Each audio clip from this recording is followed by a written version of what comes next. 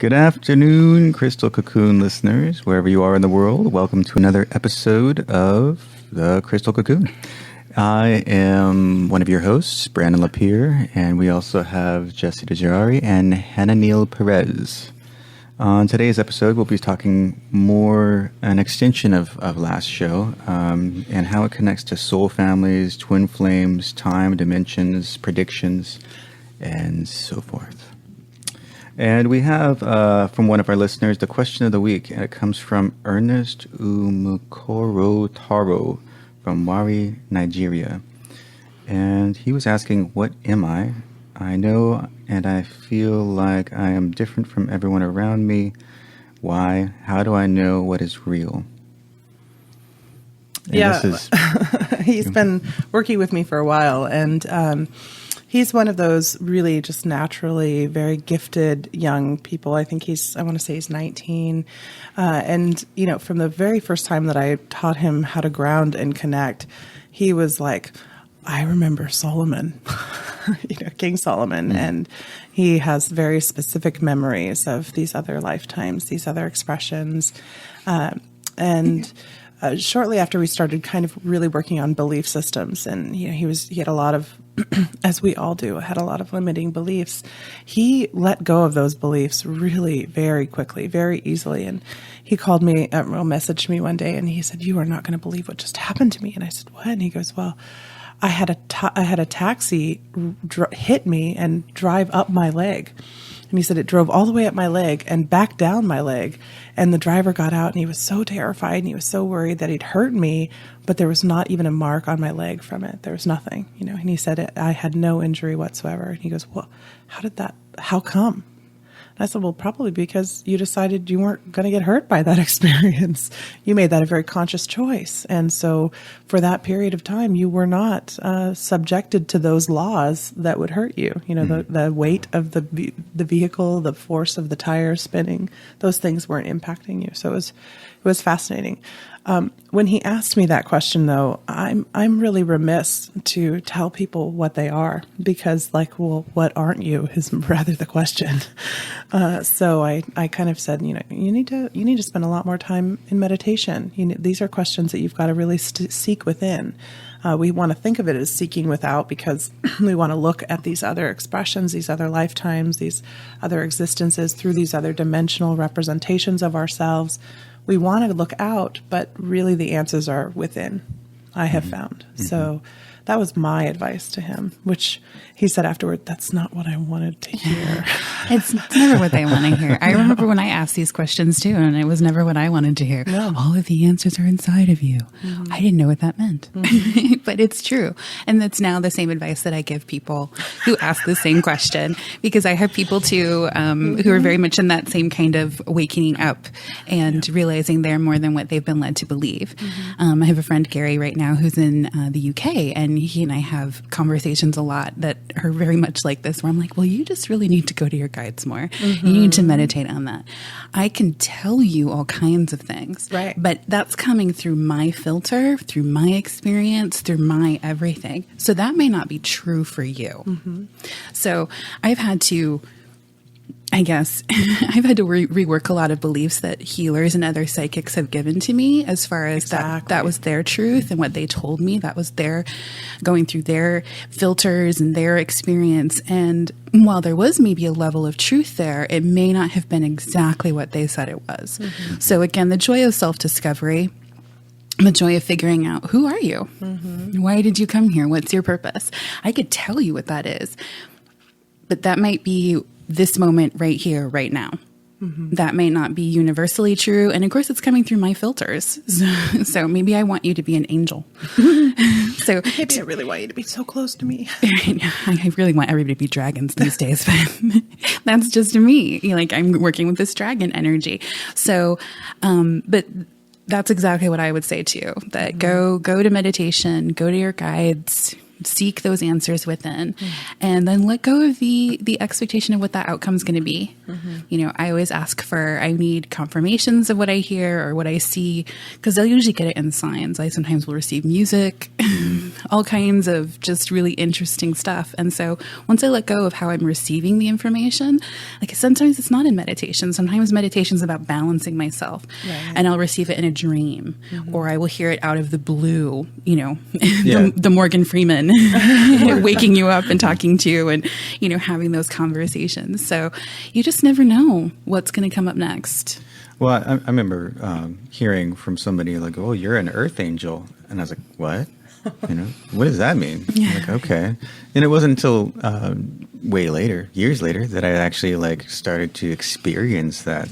So I think it can be helpful sometimes to hear from somebody else.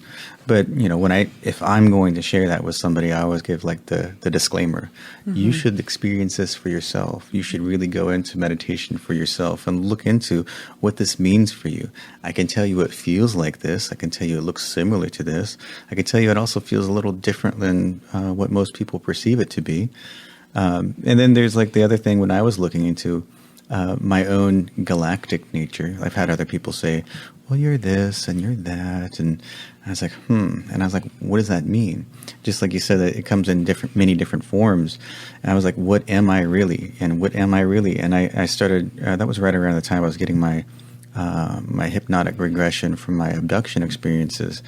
And right around the time I was opening up to the universe and asking that question, I got a bunch of synchronistic events. Something in my email that says, "Are you an alien?" And then I had some other things that showed up and said, "You're an alien." And then my grandma even said, "I don't know where you're from, but I think you're an alien." I was like, I totally agree with her. Okay. Right. Maybe I should listen. Maybe somebody's trying to tell me something. Yeah. So it was ask. all right in a row. I'm like, all right, I get it. All right. There is definitely something there. And yeah, my grandma was just referring to like some of the comments I was making, like the energy work I was doing on her. And she was like, what? Where are you from?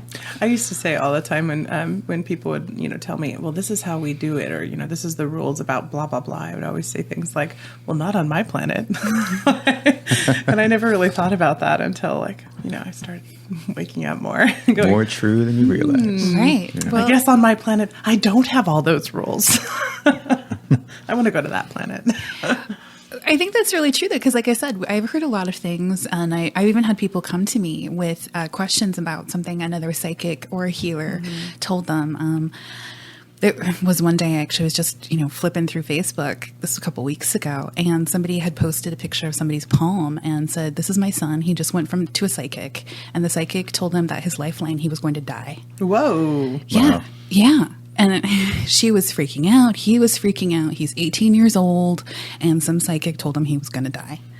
So I took a picture of my palm because I have a broken lifeline. And I've had that broken lifeline my entire life. Right. And it doesn't mean you're going to die. No, it change your life. It's a life path change. Right. Yeah. It's a transformation that is so death-like that you can no longer live. Right. You can no longer live in the same way. So it kind of brings up the same part of there are some psychics and healers who identify as those who don't always have the same kind of ethical integrity.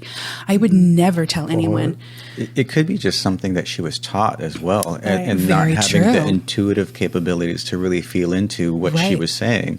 And I think it's important if you're going to a reader of any sort, whether they learned a technique or they have like cards, to always have a reader who has that intuitive capability so that they actually know what they're saying to you. Right. So how would you guys suggest to somebody who maybe they themselves aren't intuitive? They wouldn't know how to tell if somebody is going to have those skills. How would you guys suggest they find a reader that they can trust? What kinds of questions should they ask?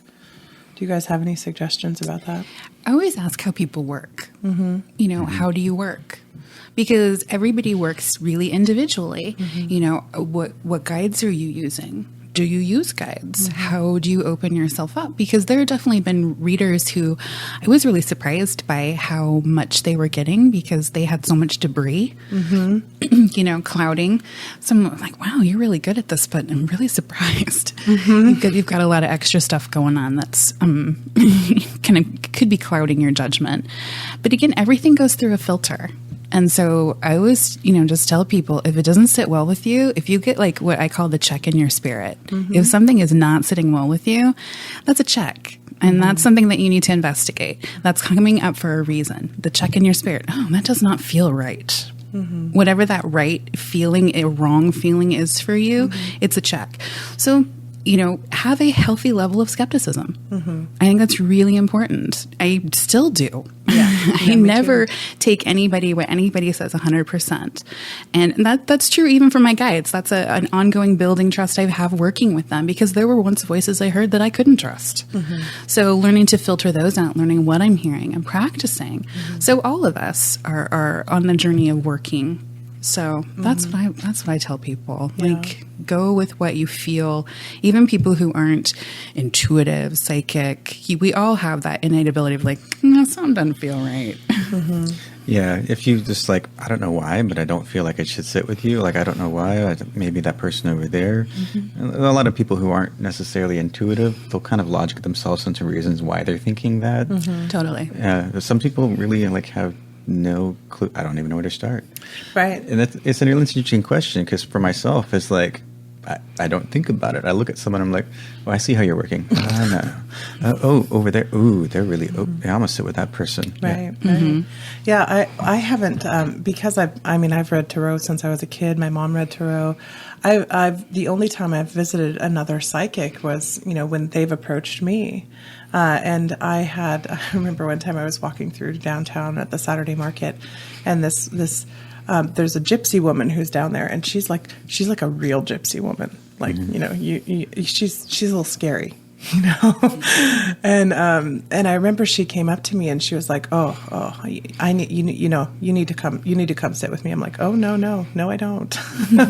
She was like, no, you do. You have a curse. You have this curse, and you guys have this family demon. And I had just had my son, and it was a rough morning, and I was out. It was like 6:00 in the morning, and I'd just gone for a walk. We live downtown. So I was trying to get out, and do a walk before everybody, came in. And I was like, no. And she goes, you really do. So I ignored her, and she was like, you're going to really wish that you hadn't ignored me. And she kind of I felt like she was kind of like cursing me as I left. And I was like, oh my God, I'm so glad I missed that lady. I don't want to go see that lady. But then when I started working with my teacher, my former teacher, she, that was one of the things we did, was remove that curse and that demon from our family. I was like, thanks for the reading. You were right. You scared the crap out of me. So I think that, I do think, you have to trust your instincts. Even when she approached me, I had no idea, at that even point. If she was accurate. Yeah, she still doesn't mean you want to work with her. Well, and then years later, I was actually, again, wandering around downtown, and there was a tarot reader. And I went up to her, and I felt very drawn to her, so I went up to her and I was talking to her, and at first she thought I was trying to scope out the terrain to see if I was going to do my own tarot reading. And she goes, I've got this part covered. And I was like, oh, well, that's okay. I don't plan on reading tarot at the Saturday market. That's not where I'm headed. And she said, oh, okay. And then she kind of looked at me and she goes, oh, you're a light worker. And I was like, oh, yeah. And then we started to have a conversation, and she ended up telling me about the gypsy woman. And she said that when she first started working at the market, the gypsy woman's family would come and harass her because they felt she was taking away her business. And she said, I had to get really quite tough. And I was like, what do you mean? She goes, well, one day they showed up with a knife. I'm like, no, seriously? I'm so shocked. Wow. But so, yeah, it could be cutthroat out there, But Really. But so that also reinforced for me, my instincts were to not go with that woman. So if you have an instinct, just trust it. I think that's a big part of it. And another piece of it, I think, what I tell people when they ask me about how do I pick somebody, how do I pick someone to work with, is look at what's happening around you. If it's hard to get to that session, if it's hard to schedule the appointment, if you keep losing the number, if you've missed the appointment or you keep forgetting about it, that might be a way that you're being communicated with. It could also mean that's, your issues are trying to prevent you from dealing with them also. So that's a fine line you want to be careful about, because that's another aspect that happens when people schedule sessions is everything will get in the way, especially if there's certain types of energies at play. Yeah, you got to be careful about rationalizing. Well, it's just the universe doing this thing, when it's really like some core pattern within you that you haven't dealt with yet. Yeah, that I hear that a lot. Well, it's just the universe. It was meant to be this way. Well, it's meant to be for you to look at what's going on. Right. That's true. Yeah. Yeah. Yeah. So I think one of the things. One of the things that he said is, how do I know it is real? And I think that's a good point to bring up, especially when people start awakening more and more. They're going to get more information that is very metaphysical, is very esoteric, such as dragons. That feels imaginative. Right, and it feels imaginative.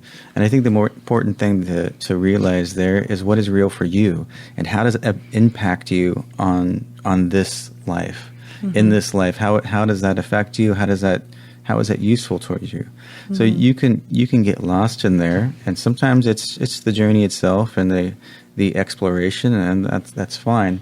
But if you spend more time there than you do living your life, then it could be a problem. Right. So what is real for you? I mean, if you connect to your guides and you're getting information that helps you live this life better, helps you understand yourself better, then that's real for you. That's real. Yeah. Well, it's kind of like how Hannaneel, you were talking on our last episode about how the hyenas visited you when you were kind of understanding grief. Well, no, hyenas weren't yipping around you. They were not physical. That's not real. Right. There were not physical hyenas in Oklahoma with me. However, what you took from that, what you pulled from that message was the laughter, was bringing joy and bringing community and removing the roles of the members of that community in order to create a space for people to grieve. That's what you took away from it. So that's the important thing. And what I tell people to really keep in mind when they start doing this exploration of themselves, of their metaphysical selves, of their etheric or energetic selves, or their other representations, is remember, you're incarnated here. You're incarnated here in this physical reality, in this moment in time, for a reason. Your energetic self that did know all chose this path, chose for you to do this. So yes, bring that information, look for it, gain understanding, but don't lose sight of what you're actually doing, because this is where your work is. I think too is not to get lost in what you're seeing or experiencing, because everybody gets information in a way that's significant to them that they can accept and understand at the time. Yeah. So whether you think symbolically through animals, or you think in symbols and numbers, or whatever that means for you, you're going to get that at the time. And the more you allow yourself to expand in your conscious thinking, the more opportunities and ways these things are going to come to you. I think about this similarly to screen memories and abduction experiences.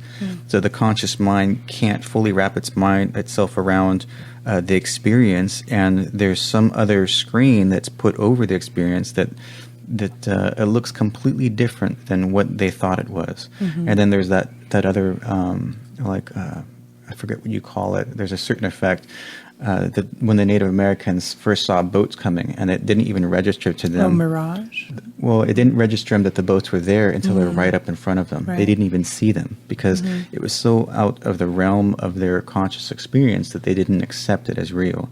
So there's a similar thing happening when you're having your multidimensional or intuitive visions coming to you. It's going to appear to you in a way that you can accept, regardless of whether it truly is looking like that or not. In a way, it's irrelevant. It's really the information behind that's important. So when you're thinking, look, okay, well, there's a hyena. Is there really hyenas there? Well, probably not. But there's the aspect and the symbology of the hyena that represented a symbol that was important for you to realize at the time.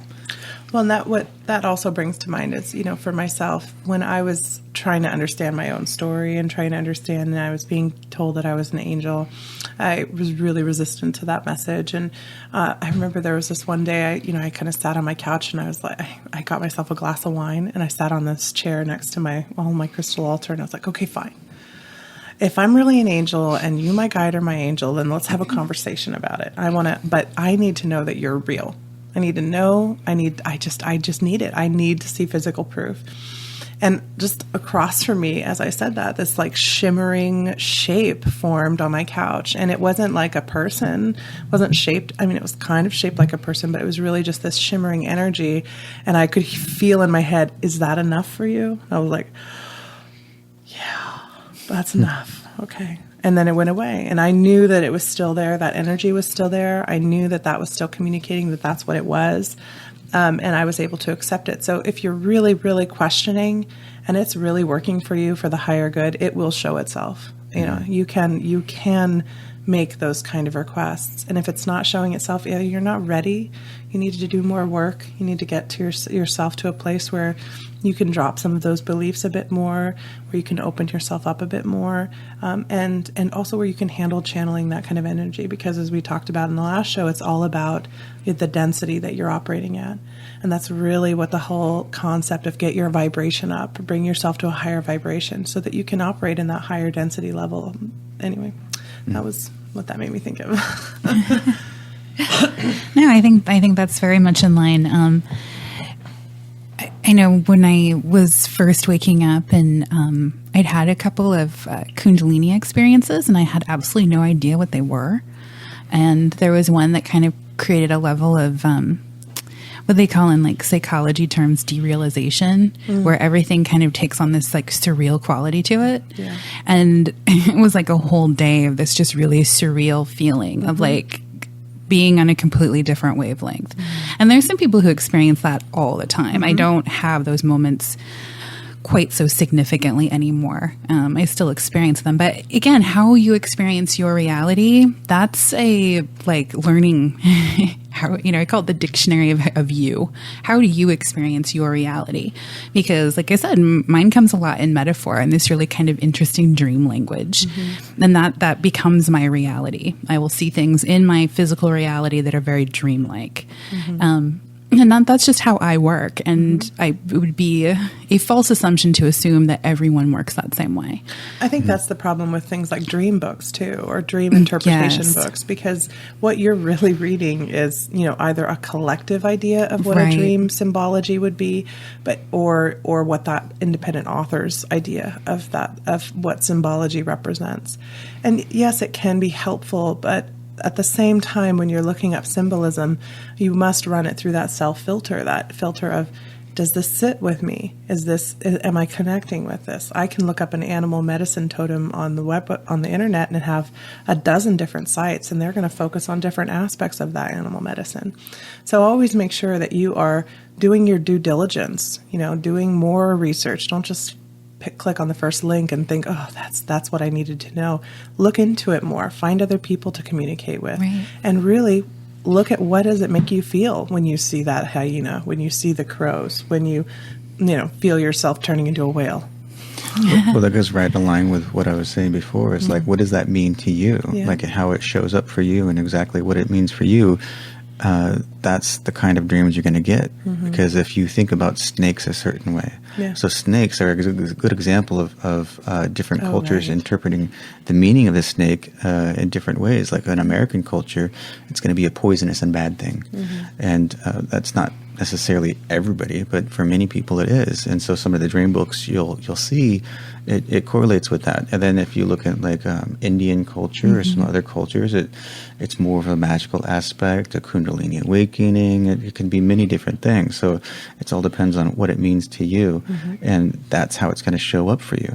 So I noticed that in my dream work, early on, I would start out reading this one dream book, and I was like, I don't really like certain aspects of that. But what I would notice is when I was reading that dream book and heavily involved in that dream book, my dreams would correlate to the book to give me the meanings in the book that I needed to know. And they would be slightly off here and there based on my understanding and what I was open to hearing. But when I switched books to a different one that I was more in line with, my dreams would switch from the meaning of the last book to the meaning of the new book, because that's the new one that I accepted and I was open to. I think that, and that's an excellent point too, because that brings up how all these dozens and dozens of oracle cards and tarot cards can all work, though they don't all share the same symbology, though they don't share the same messages. For myself, I've been reading tarot since I was a kid, but I never really connected with the tarot cards.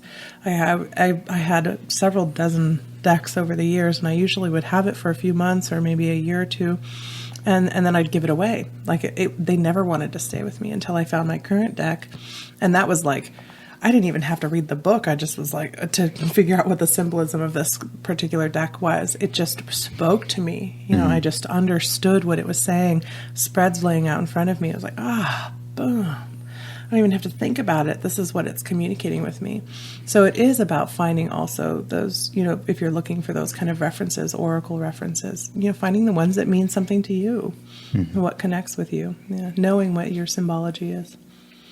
Awesome. So we were going to talk today about past lives and soul families. Soul families. And the twin flames. Ever elusive twin flame. Twin flames. Soul contracts. I'm on fire.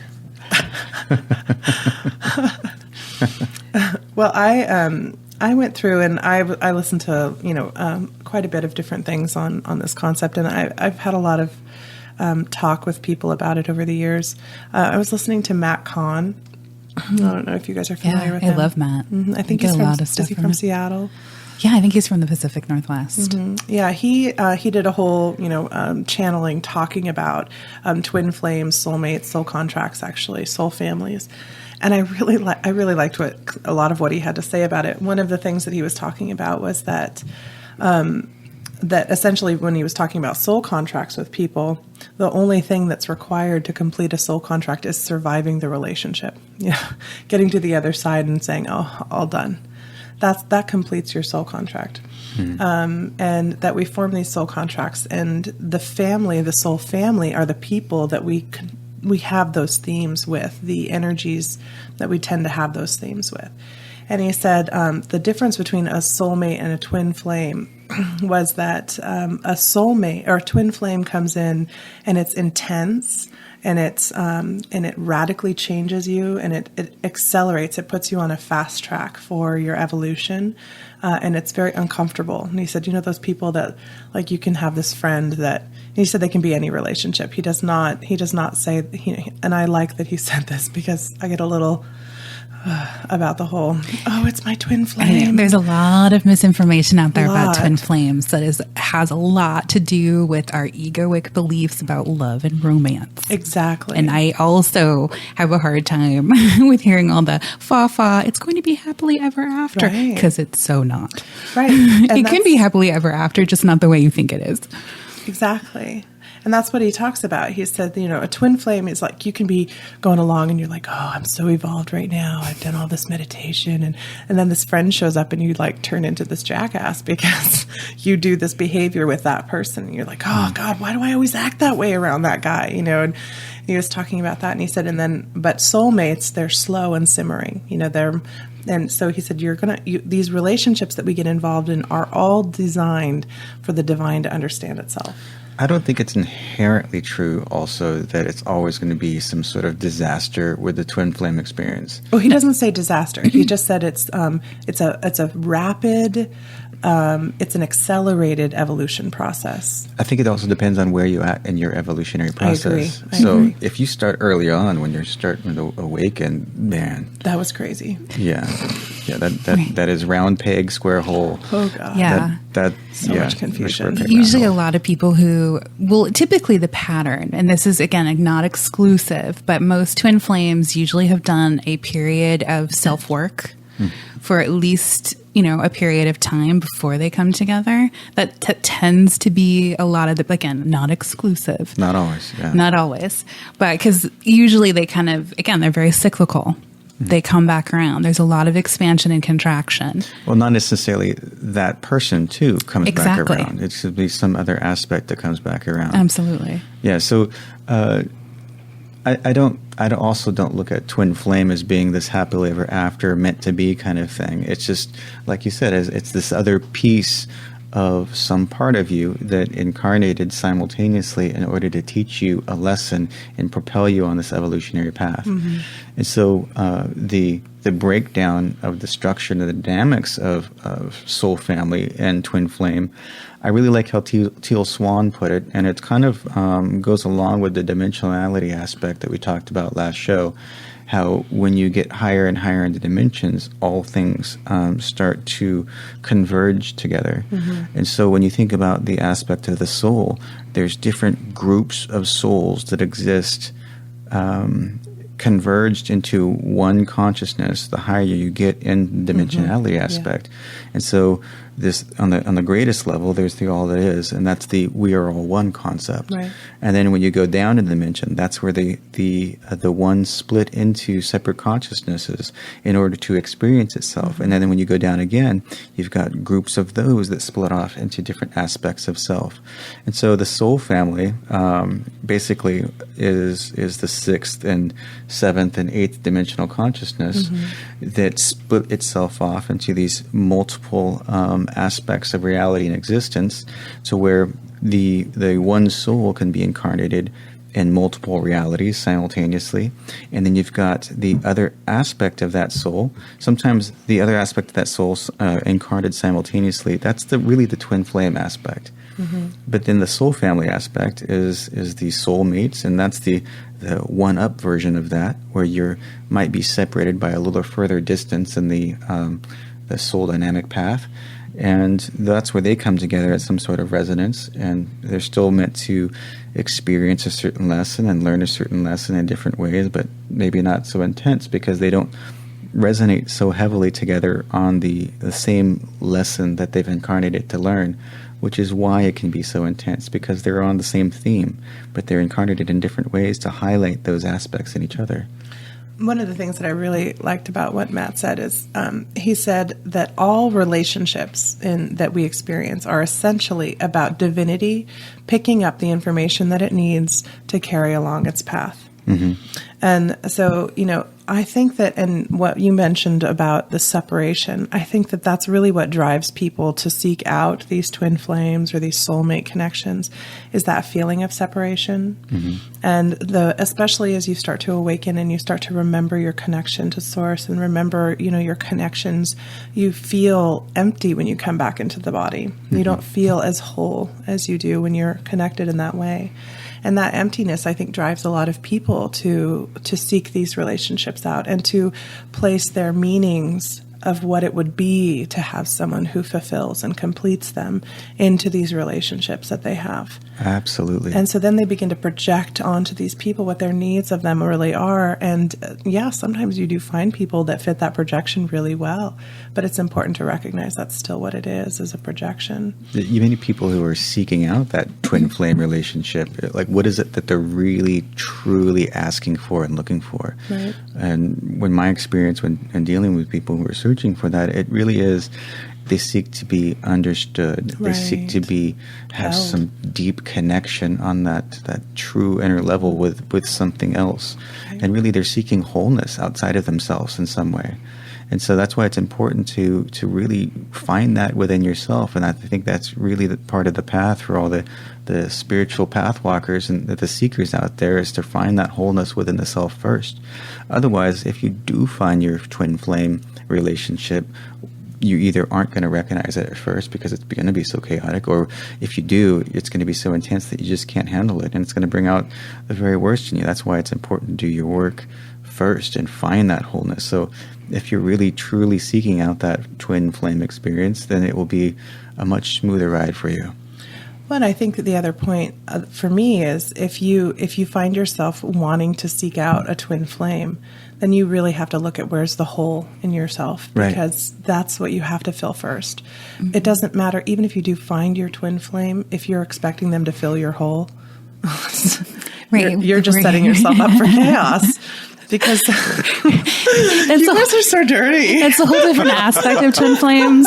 But we should talk about that, because there is a huge part of people who talk about the sexuality part of twin flames, and that we talk about intensity and instant gratification, and sexuality being such a huge part of where we've created a lot of blocks and beliefs in our society. Right. So people are trying to break down those walls. But like you said, we're really looking at finding wholeness externally. And I find that people who are seeking have a sense of longing. Yes. Yeah. And longing, as much as we like to believe, so this is kind of how I look at it.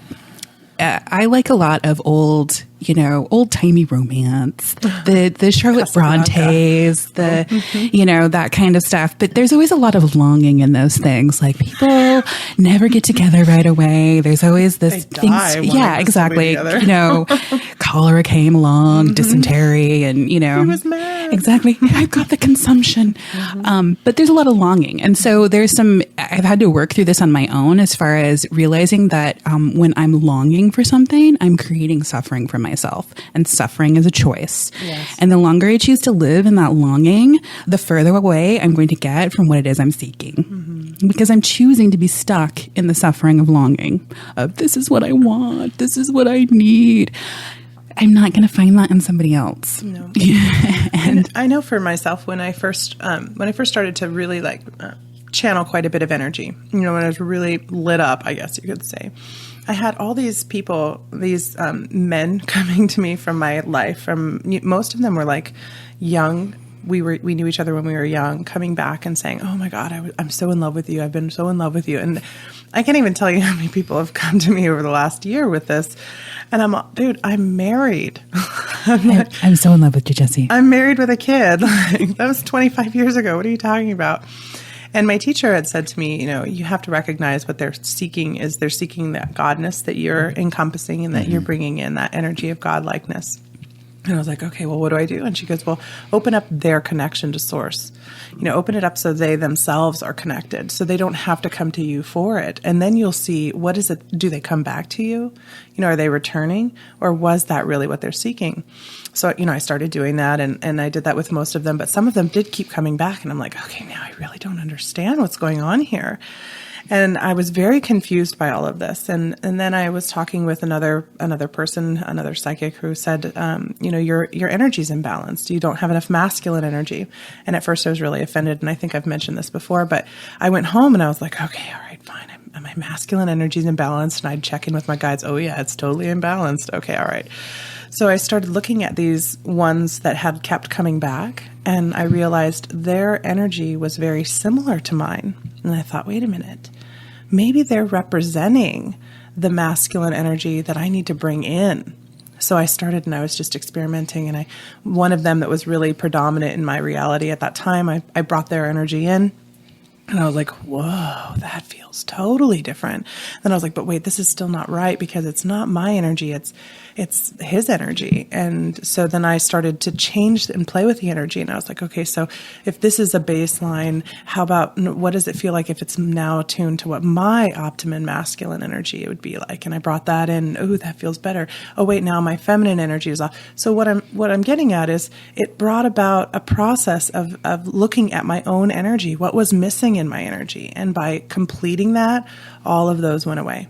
It's like they all suddenly were annoyed with me. Like one of them was like, I can't take you seriously anymore. I'm like, whew, thank God. That's awesome. And now I don't really have that happening anymore. I'm not drawing that into me, because I am whole now. I am complete. My energy is complete. Even my relationship with my husband has started to improve after doing that, because I'm not externally seeking balance. I'm not externally seeking that fulfillment, that wholeness, that, satisfaction to the longing of feeling empty. So I always caution people when they start talking to me, as soon as they start to talk to me about twin flames or soulmates, and am I ever going to find them? Will you tell me? And I'm like, you mean God? I can help you find that. I can help you find source. You might not want it the same after you get there, know? So if you're one of those people who's really seeking it out, I would really caution you to look within. Again, looking within. I know that's not the answer that a lot of you want to hear. I'm sorry. Such a downer on this whole subject. No, I think it's absolutely an upper, because when you let go of the concept of needing to have this other person, because it's like, what are your reasons for searching it out in the first place? Examine those reasons first, and then really focus on the outcome that you really want. Well, first, if you're seeking wholeness, find that within yourself. Second, if what you're really asking for is a relationship that it resonates with you, it's a positive, joyous experience, it's one that propels you in a positive way on your path of growth and healing, then focus on that. Don't so much focus on like, is it my twin flame? Is it, is it my soulmate? Is it? He needs to be 6 foot and have. Well, they're going to look just like me, except with different color hair. I've had people actually approach me when I was out and about and tell me that they were so, they wanted to introduce me to their twin flame. They were so excited. They'd left their spouses for these people. Oh, yeah. I mean, chaos has ensued in some people's lives as a result of this concept. And I think the misconception of what's being put out there. Well, I get a lot of those questions about people who find their twin flames. Like, Yeah. I just found my twin flame, but I'm married to somebody else. What should I do? Okay. And I would tell people, as soon as you think you found your twin flame, go slow. Yeah. And if you think you're already going slow, go slower. Yeah. Because it's going to take time to figure out. On the same note, though, I mean, if you're not resonating with your spouse anymore, Totally. don't stay. Don't make a twin flame out of it. Don't stay out of obligation. Don't Right. stay if it's really not something that your heart is in anymore, just because you feel like you have to, or there's this long history there. Like if your path really is propelling you in a new direction, then take it. It's not about staying out of obligation. It's about following your heart, following your passion, following where life is leading you. So if it's in this new quote unquote twin flame direction, then take it. But like you said, be careful and cautious that you're not jumping out of the pan and into the fire, Right. because you really could be on a whirlwind if you're thinking you're going to escape from a bad situation and get into another one that's supposed to be this great, wonderful thing. Well, we have to really examine, why were you in this bad situation in the first place? Exactly. What part of you was resonating in there to actually attract that in the first place? And so if you're thinking about that before you even get into the next relationship, especially if it's one of those quote twin flame relationships, then you really ought to examine whether those core patterns exist within you, because if they weren't obvious before, they certainly will be in the next. Yeah. Yeah, exactly. I was one of the things that I found while I was kind of looking around on this subject. Actually, I think it kind of came to me on a different note. Was a channeling that somebody posts, a blog channeling Archangel Michael. Did you guys see that? I posted it on the Crystal Cocoon, talking about the September energies and how they're really shifting and how they're really intensifying. And one of the things that they talk about in here is, as it says, just before 5D is where the twin flame reunites, and then the universe only sends this unknown one when you vibrate near the 5D in love vibration. This is the level where you've mastered self-love. So in order to even get to that level, this is saying you have to first master self-love before you can really bring in that twin flame energy. And when they talk about it, it says also that this is that the twin flames, they're matching, they said in this, it says 36,000 matching male and female energies that are great key holders and the highest loves in the universe that shall bring forth a power never experienced in the earth as we prepare for the greatest event in human history, which is transitioning into this 5D reality. Which kind of made me think about like for Brandon and I, it's not a romantic relationship in any stretch. It's awesome, and yet when we are working together, we feel like we can amplify each other's work. We feel like we can connect with each other. We feel like, we understand and get each other in all these different ways. And I know a lot of people have asked me, well, how does your husband feel about Brandon? I'm like, he comes over and has dinner with us. My husband's asked some questions, he recognizes there's a totally different relationship. I'm not saying, Brandon, you're my twin flame, but No. We do have this male-female key energy put together that really balances each other out well and works well together. We have definitely came out of the same soup, though. For sure. Yeah. Soul family for sure. And I think that's part of, if you really want to build a community around you, stop focusing on needing one person, this one person that completes you, that makes you feel validated, that makes you feel like, oh, they get me, and start finding the people who get you. Get into your family. Find your tribe. Well, and find the parts of yourself that you are longing for, the identities that you really want, and finding who you are and finding that level of wholeness. I have had definitely relationships. I hesitate to call them twin flame because they were certainly not romantic on any part. But there's definitely a level of resonance that happened, a lot of expansion and contraction, and a lot of just really intense energies that were confusing. And one of the greatest things I think I ever heard about being in a twin flame relationship was somebody gave the advice, don't try to find yourself in their unconscious behavior, which is true for just about a lot of a lot of those intense relationships.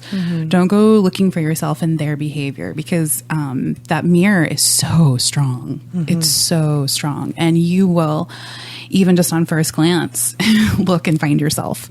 So don't go looking because, the other thing that I think a lot of people talk about with twin flames is that there's no soul karma, that you've cleared those all. And that's right, that you're meeting each other because you've cleared all of the karma of your soul. I disagree with that. I disagree with that. I believe that if you're finding your twin flame, it's because you have soul karma. You've got soul karma to work out together. That's the only point of the that's part of that, lifetimes of working together, lifetimes of learning and higher consciousness and that kind of thing. So there's a lot of the history that is you but not you that will still come out, will still rear its ugly head. And right now, my friend and I, whenever we even talk to each other, there's like this whole level of anxiety that both of us feel because we're working out all of this like old stuff. And we can't even be around each other right now. Like physically, even being in the same room feels uncomfortable when it didn't before. There was like this enormous attraction of just energies coming together. So, sometimes it's hard to describe what we feel and how we're experiencing these relationships. So that's why I so hesitate to put labels on them. It's like you kind of know soul family when you feel it. People who feel really in with your vibe. And, I used to call them kindred spirits. That was, again, one of my old, like, Anne of Green Gables. She called everybody kindred spirits. And I'm like, yeah, that's that show. Yeah, me too. Old-timey English. Yeah, one of the things one of the things I heard, I think was from Bashar also, is that pretty much every significant person that you run across in your life is soulmates, is soul family. And they wouldn't be there in your life in such a significant way unless they were a part of the agreement to come in and explore that theme with you in the first place. And that's the purpose of you coming into each other's lives in a very strong way, whether it be a strong friendship, whether it be this at odds with each other and you're constantly fighting with this person, no matter what it is. I don't know what you're talking about. None of us know what you're talking about. I've never experienced anything like that. Yeah. No matter what aspect it is, though, that because they're there in such a powerful and strong way in your life, that's always soul family. I'm going to mention something that I'm going to not be able to reference. Like it's a book series that I read, when I was like 19 or 20, and it was a sci-fi kind of a fantasy novel series. And the whole concept was that we're all on this great big wheel and it's turning. And each time we pop up out of that wheel, all of our family is all stirred up. So sometimes, our lover is our father, and sometimes it's our mother, and sometimes we're brothers, and so it took these this soul family basically and evolved them over, I want to say it was several hundred years, and they started in the medieval times, and how each time they reincarnated, how different those relationships were, but yet the themes were all still there. Sounds like Cloud Atlas. It was when I saw that movie Cloud Atlas, it reminded me a lot of that. Yeah. That's the real nature of it. When you find yourself in a theme and you find yourself interacting with people and it feels really familiar, then just value it. We want so badly to understand all these other relationships. We want so badly to have that backstory. So many people come to me and they're like, I want to do a past life regression. And for me, I really kind of discourage that with people. I'm like, honestly, unless it's impacting you, I don't really think we should be going there. That's not really what I do. I do past life regression sometimes. I'll send them to you.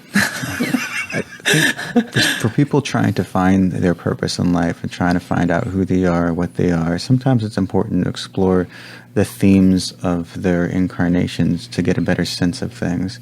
For some people, that truly helps. That's a good point. I walked one person through a past life regression because she never felt real love in her life. She didn't know what real love felt like. She didn't know if she'd ever felt real love in any other point in existence. So I did a past life regression for her, walked her into this other world where then she felt like this total support, unconditional love from the community around her. And she said she felt never felt anything in this life so magnificent as the support and love she felt in that one. So it was a completely eye-opening experience for her, and it changed the way she viewed love now. Was she able to bring love in? Oh, absolutely. I mean, I did another Wonderful. process to help integrate that into this present experience. So it can be helpful depending on the person. Yeah. Actually, that brings up something that I wanted to talk about a little bit for people who have maybe had soulmates and twin flames, that kind of thing, and maybe that person's not in your life currently, that energy still exists. Love always exists into affinity. And so sometimes when we're longing for a physical entity when what actually we want is energy. And so being able to find that frequency of love, where did that exist for you? Go to that energy and find it. If it's in that relationship at all, which it most likely is, find the energy. Don't focus on the parts that broke or, how we alienated each other with our egos. Focus on where the love was at. And that energy exists for all time. So if you're really longing and you're in the separation and you're like, I don't want to be around that person, you can still focus on the love. And the love's there because there was something that brought you together. And even if that's not where it exists currently at this moment, that love still exists. So being able to find that place where you feel comfortable again, where you feel accepted, where you feel all of those things, it's really important. And you can do that anytime. Absolutely. And I think that's a great note to end on. I was just going to say, we can, I just want to add one little thing. So if you're feeling lonely and you're feeling like no one gets you, why don't you join the Crystal Cocoon group? Exactly. And you can talk with all these other people who totally are on this page. We have a large growing tribe, and We do. we'd love you to be a part of it. But totally. Yeah. So, You might find your soul family there. right. Find your tribe. So contact us at TheCrystalCocoon@gmail.com or find us on The Crystal Cocoon on YouTube, iTunes, Facebook, Google, Lisbon, or Tumblr. And we look forward to hearing from you guys. Thanks.